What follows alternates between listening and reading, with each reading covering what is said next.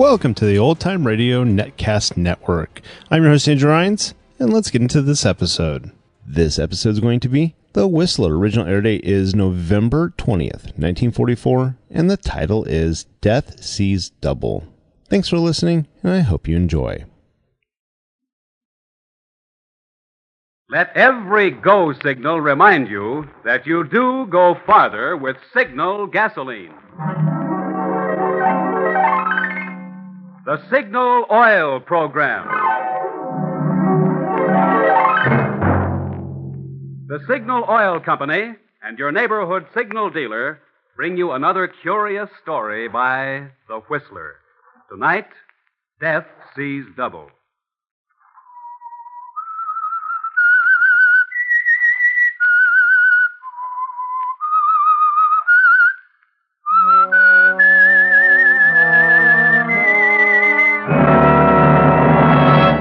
I am the Whistler, and I know many things, for I walk by night.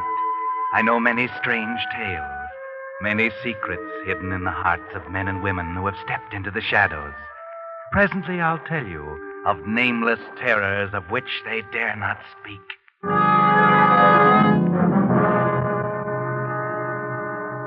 But first, Signal Oil Company is happy to devote this time to an announcement from the United States government on today's most important event, the opening of the 6th War Loan Drive. Many Americans, unfortunately, won't be hearing this announcement beside their home radios tonight. Some are crouching in rain-filled foxholes in the Philippines or Burma. Others are slogging through cold and mud in northern Italy or in France, plagued by the new German stratosphere bomb. But they're not complaining. They're just asking for the weapons they need to get the fighting over and get them home again as soon as possible. That's where you come in.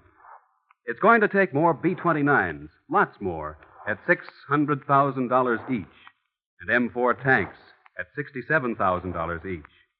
Yes, millions and millions more dollars. But you're not being asked to give your dollars. Just invest them in the world's safest investment, a United States war bond. Make it a $100 bond this time.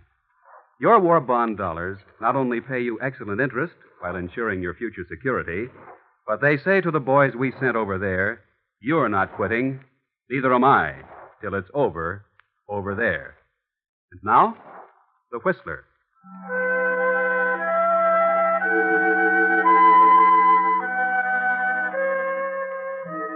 You've heard of identical twins, haven't you? Yes. You don't run across them very often, but once in a while you'll find two people who look so much alike that even their own parents can't tell them apart. And that can lead to all sorts of complications. There's one case I have in mind especially, the case of Mona and Martha Spencer, identical twin sisters. They were exactly alike. Their friends couldn't tell them apart. Their mother and father, before they died, had trouble distinguishing between them. After their parents' death, they were alone in the world. Two devoted, loving sisters. At least that's what everyone thought. Two loving sisters, beautiful, popular, surrounded by admirers. Then along came Bill Everett, handsome, successful, the catch of the season, as they say. And Mona caught him. Yes, they became engaged, and Mona bought out the stores for her trousseau. And one night, she and Martha stood in Mona's room, admiring the beautiful dresses and lingerie she had purchased. And this dress, and this robe, and... What's the matter, Martha? Oh, nothing. I think they're beautiful, all of them. Especially this dress. I wonder how I'd look in it. Well, you'd look lovely, dear, the same as I will. Why don't you try it on? You mean it? Well, of course. It'll be like looking in a mirror as myself. Go ahead. I'd like to see how it will look on me. If you're sure you don't mind. Of course I don't mind. Go ahead. Try it on. Oh, you're a very lucky girl, Mona. Lucky? Be so lovely and have Bill. Well, if I'm lovely, so are you. We're both alike. Yes, except for one thing. Well, Martha, what is it? We've never had secrets from each other. How aren't we alike? You have Bill. Oh, I do believe you're jealous. Are you in love with Bill, too? Nonsense. I just can't help feeling a little jealous, naturally. You found your man, and And well, you blame me? We're not alike in another respect, Martha. You're weak and I'm strong. Weak? Yes. I found my man, as you put it, because I made up my mind to find him. You should do the same. Darling, what's happened to all your boyfriends? You've been staying home so much lately. Well, I just haven't felt like going out, that's all. Martha, sometimes I don't understand you. You're so moody lately. Oh, that's probably Bill. Run down and let him in like a good girl. I'll be dressed in a minute. All right.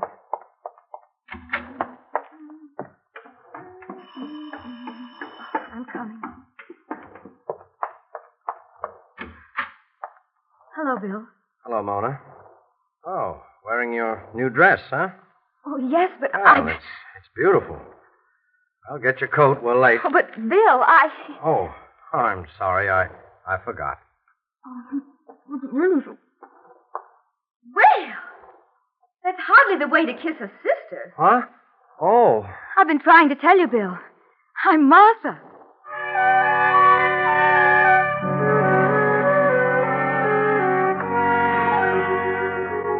Poor Bill can't tell his fiancée from her sister. Yes. It's too bad that incident at the door had to happen, because it gave Martha an idea. She tried to put it out of her mind, but she couldn't. She thought about it all evening while Mona and Bill were out having a good time. Tell me from Mona. Couldn't tell me from Mona. Not even when he kissed me. He couldn't tell. Yes, that little voice kept whispering to her over and over and over again. It wouldn't go away. The thought was there, insistent, growing. And even Bill couldn't distinguish between them. Why not? Why not? By the time Mona came home, the thought had grown into a plan, and Martha was waiting for her sister. Oh, hello, Martha. Still up? Yes, I couldn't sleep. Oh, what's the matter? I've been thinking. Really? Oh, that's good. Oh, now run along to bed like a good girl. I'm dreadfully tired. Suppose you had a good time with Bill tonight. Wonderful. Where did you go? To the 74 Club in Maisie's, and I'll tell you all about it tomorrow. Tell me now. Martha, what's the matter with you? Why are you still up? It's late. You should have been in bed long ago. I couldn't sleep. Well, that's too bad, dear. Why not take something? I was thinking. I didn't want to sleep. Well, that's a waste of time. Now run along and get to bed. I'm certainly not going to stay and talk just because you don't want to go to bed. I'll tell you all about tonight in the morning, dear.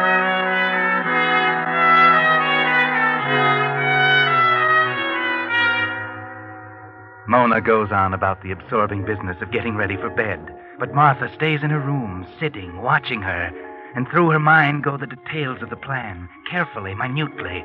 She watches her sister's beauty preparations with a stoic look on her face, but with hatred burning and growing inside her. Then Mona is ready.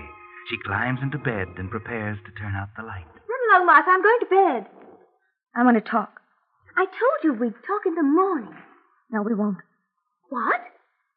There isn't going to be any tomorrow for you, Mona. What do you mean? What are you trying to do, scare me? I remember when we were little girls, you used to try to scare me. We're not children anymore, Martha. No, we're not, are we? But one thing is still the same. You always get the best of everything. That's the same. I've hated you for years, never really known it until now. Hated having a sister who always got the best of everything. And then Bill came along. So I was right. You are in love with Bill. Yes, Mona, I'm in love with Bill. You were right about another thing. I'm jealous of you. You're just lucky. You always have been lucky. You met him first, so he fell in love with you. Why couldn't it have been me? If I'd met him first, he would have fallen in love with me. Yes, you're laughing at me now, but you won't laugh much longer.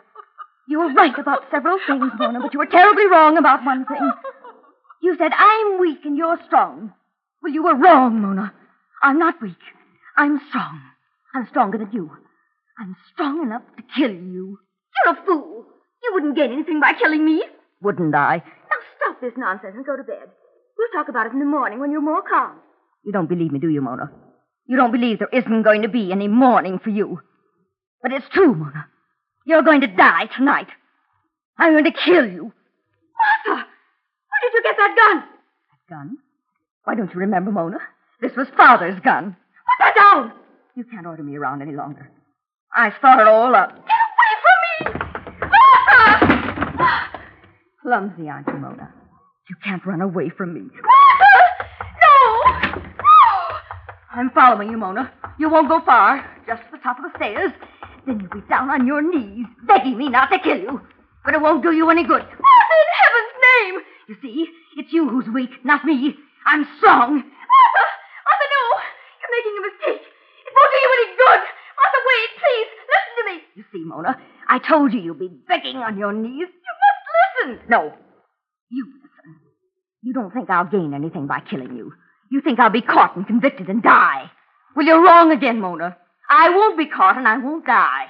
No one will even know you're dead, Mona, because after I kill you, I'm going to become you. They'll think I died. They'll think I committed suicide. Mother, please! Perfect, Mona. Perfect in every respect. Isn't it lucky we're twins? How fortunate we look exactly alike. How fortunate we sound exactly alike. You are me now, Mona. And you're going to kill yourself. No! Mother, don't! No! Mother, no! No! Hold still, Mona. Struggle. Won't do you any good. I'm strong, Mona. I'm strong enough to put this gun to your head. It must look like suicide, Mona. The gun. Close. Powder burns on your face. Hold still, Mona, while I pull the trigger. Ha ha.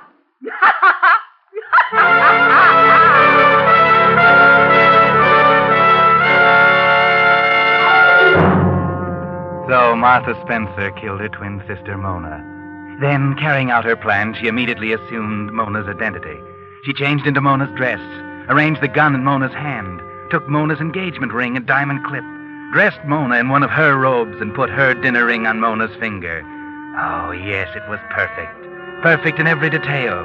What could the police suspect when not even Bill Everett could tell Mona and Martha apart? Hello? Police department? I think you better come to 437 Oak Street right away. My sister just committed suicide. What? Oh, yes, I'm Mona Spencer.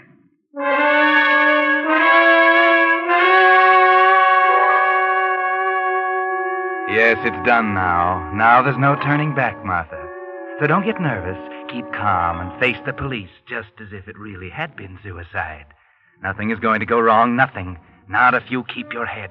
Your plan is perfect. When the police arrive, you do keep your head. They ask only a few simple questions. And Bill, who arrives soon after, is with you to keep you steady. So you carry it off rather well. I'm sorry to subject you to these questions, Miss Spencer. I know how you must feel. Poor Martha. She threatened to kill herself, but I didn't think she'd do it. Had she been depressed recently? Oh, yes, very depressed. She seemed to be losing control of herself. She was never quite the same after our parents died. Do you suppose your forthcoming marriage had anything to do with it? Well, I'm afraid it did. You see, Martha and I were always very close to each other. She had no boyfriends. I couldn't understand it. She was very attractive. Yes, just as you are. Yes. But for some reason, no one ever became seriously interested in her. And then when Bill and I... Yes, I understand.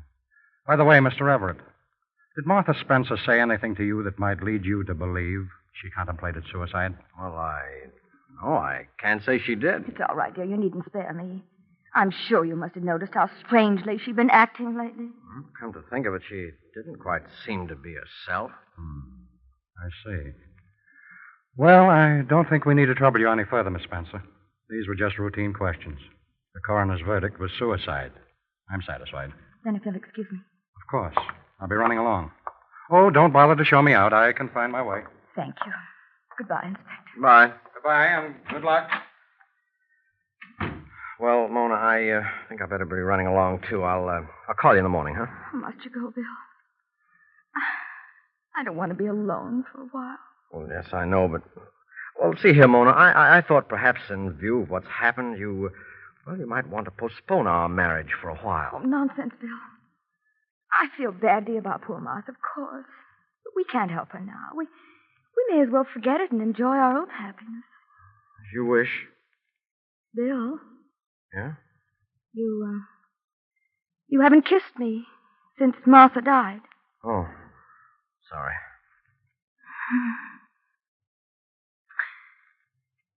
I love you, Bill. And now you're mine. Forever.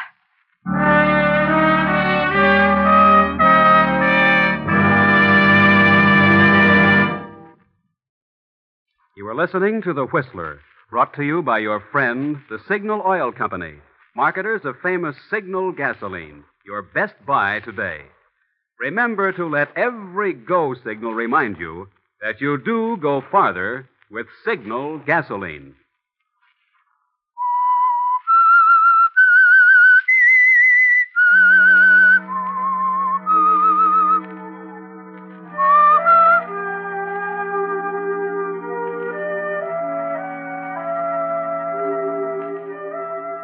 Well, several weeks went by.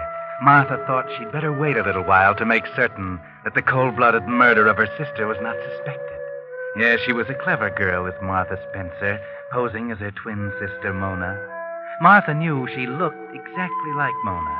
But did she talk exactly like her, and walk and act and make love exactly like Mona?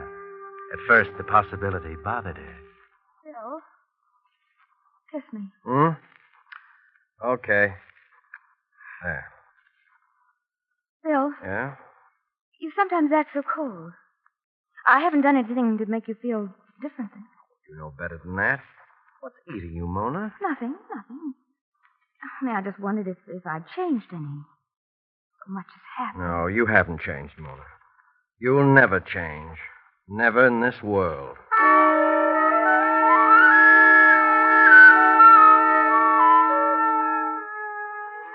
Yes, everything was going all right.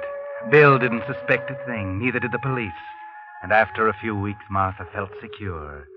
Bill didn't act as she had expected him to act. There was a sort of a chilly detachment in his attitude toward her, but perhaps that was only because he was shy or reticent to show his feelings before they were married.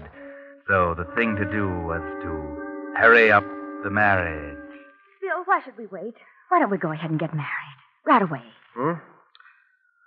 Okay, I suppose we might as well get it over with. That's a fine way to talk about our marriage. Okay, so we'll get married. Drive out to Raleigh tomorrow and get the license. Raleigh? Yes. Why drive way out to a little town like that to get it? You know why as well as I do. Oh, yes, Of course, dear, anything you say.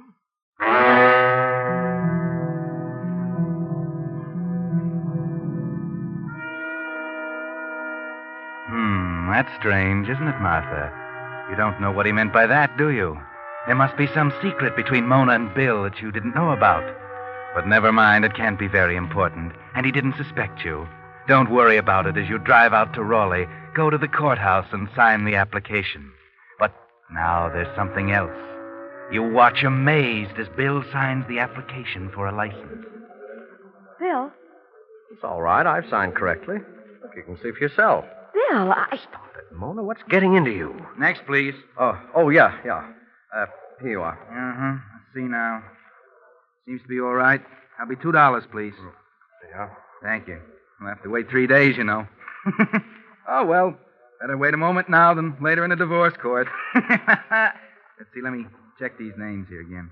Miss Mona Spencer and Mr. George Garrett.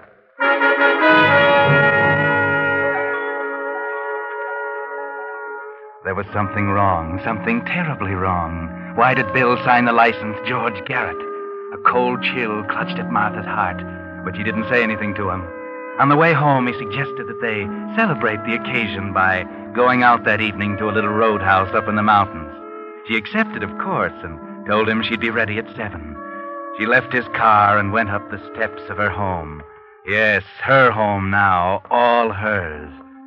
She opened the front door. And as she closed it, something on the stairs caught her attention. Oh! She looked at the top of the stairs. There was nothing there. She shrugged her shoulders and walked up. Just her imagination. Or was it? She paused at the top and looked at the rug. This was where she had killed Mona. She could almost see her, hear her. Martha, no, you're making a mistake. It won't do you any good. Martha, wait, listen to me. Stop it, you fool! Yes, stop it, Martha. You're beginning to hear things. She went to her room, Mona's room. It was good to be alone, to enjoy Mona's trousseau, all those wonderful things. She slid open the closet door. Such beautiful dresses. Which one should she wear tonight?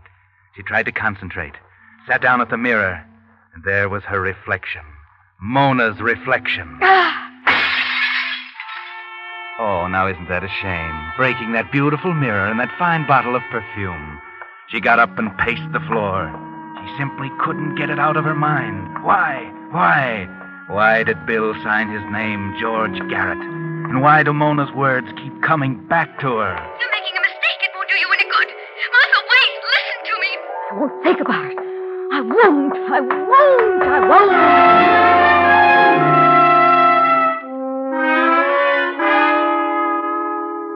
That's right, Martha. Don't think about it. Get dressed. Make yourself beautiful as Mona was. You should be happy tonight, Martha. In just 3 days, you'll be married to Bill. That's what you wanted, wasn't it? Well, then, be happy. Enjoy yourself tonight with Bill. Bill, Yeah? what's the matter? Matter? Nothing. Why? You've been so quiet. You've hardly spoken a word since we started. Oh, sorry. Beautiful night, isn't it? That's no good, Bill. Something's wrong. What is it? Now, look, Mona, I don't remember that part of the bargain was catering to your whims. Bargain? Oh, never mind. Bill, there's something I don't understand. Yeah, what? About the name you signed on the marriage license. It's okay, I told you once. I signed my right name. You're right. You saw it yourself. For heaven's sakes, Mona, will you cut it out? Oh, yes, of course, Bill. I'm sorry. Sorry. That's a hot one. Bill, Yeah? you don't love me, do you? Oh, why go into that? Because I want to know. Okay. I love you. Do you have to keep hammering at me? Sorry, Bill. Please don't shout at me. Bill, Well, what is it now? where are we going? I told you once, to a little roadhouse. Well, I don't seem to recognize this road. Where are we? Oh, we're up in the mountains. We'll be at the top soon. Bill, You have to talk, Mona. Aren't you satisfied? You've had your own way. What more do you want? I want to know why you don't love me. I do love you. I'm crazy about you. Now leave me alone, will you? I'm not a fool, Bill. I want the truth. Well, you do. Well, just be patient, Mona. We're almost there. Almost where? At the top. Yeah. Just around this curve.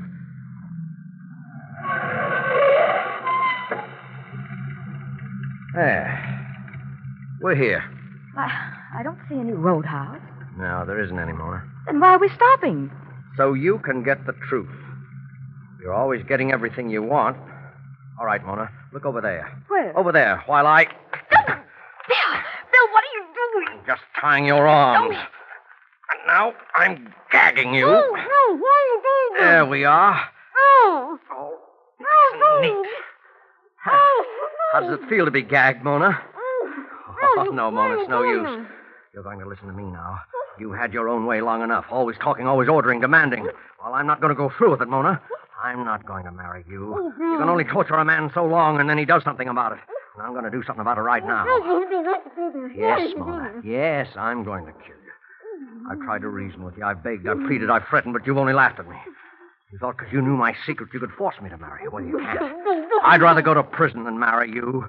No, I won't marry you. And I won't go to prison because this is going to look like an accident. I've got a perfect alibi, Mona. I can count for every minute of this evening. When they find you, they'll think you took that curve too fast, and they'll pronounce it accidental death. Perfect. This is your car, and there's nothing to connect me with even being here this evening. I'll be rid of you, Mona. I'll be free to marry Lois. Oh, you didn't know Lois, did you? You didn't even know such a person existed, did you? Well, she does. And I'm in love with her.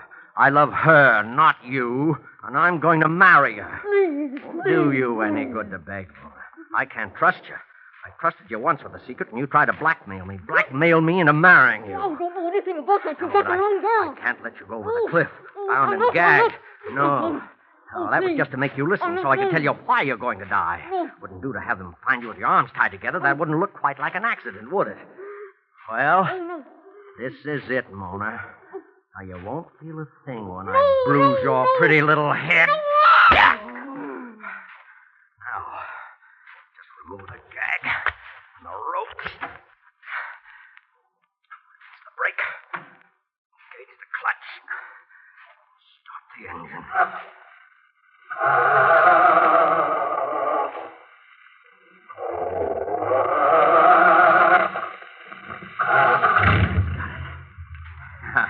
Goodbye, Mona. Pleasant dreams.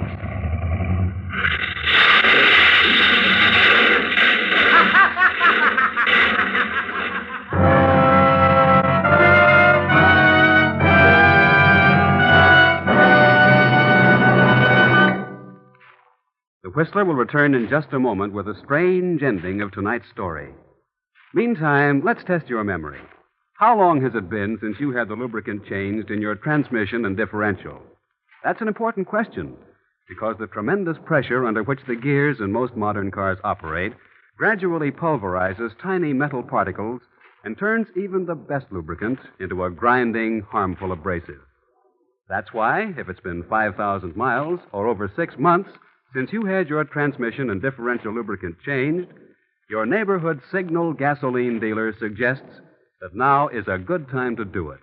Now, when you bring your car in to have its Signal safety chart lubricated for winter protection. Your Signal dealer has the equipment to thoroughly flush out the old, worn-out lubricant. And his Signal safety chart shows the exact type of scientific high-pressure gear lubricant prescribed by the maker of your car. It's just another part of your neighborhood Signal gasoline dealer's complete, conscientious service to help your car go farther. And now, back to the Whistler.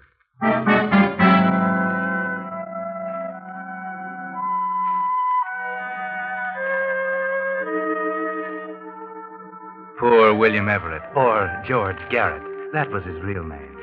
He didn't get away with it. His alibi was foolproof enough so far as the accident was concerned.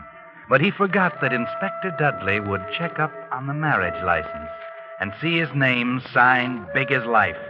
The name of George Garrett, an escaped convict. Yes, Inspector Dudley didn't have to pin a murder on him. All he had to do was send him back to prison to finish serving a term of life imprisonment. Poor Bill. He only committed murder to protect his secret. And he never knew that it wasn't Mona he killed. It was Martha. And Martha hadn't the slightest idea that he had a secret, so she would never have given him away. Too bad Martha couldn't have known the truth before she killed Mona. Oh, well. That's what happens sometimes when you're a twin and you're in love with the same man as your sister.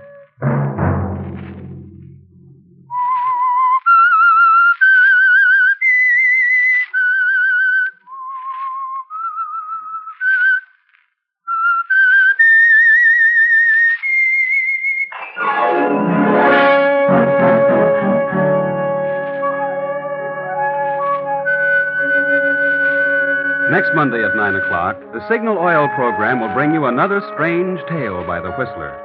The Signal Oil program is broadcast for your entertainment by the Signal Oil Company, marketers of Signal's famous Go Farther gasoline and motor oil, and by your neighborhood Signal Oil dealer, who is at your service daily to keep your car running for the duration.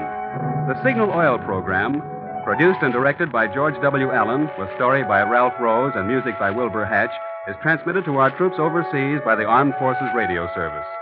Bob Anderson speaking for your friend, the Signal Oil Company, and suggesting once again that you let every go signal remind you that you do go farther with Signal gasoline. This is CBS, the Columbia Broadcasting System.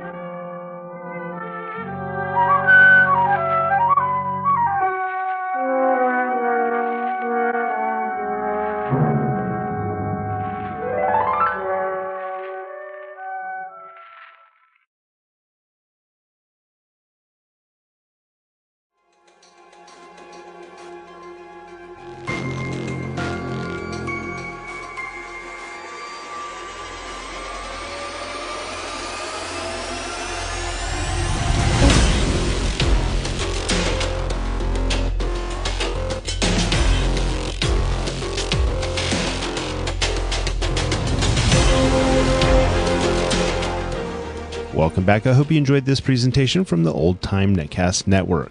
For more great shows, go to otnetcast.com. Don't forget to like and rate this episode in your favorite podcatching client. Follow this show on Facebook by going to otnetcast.com/Facebook.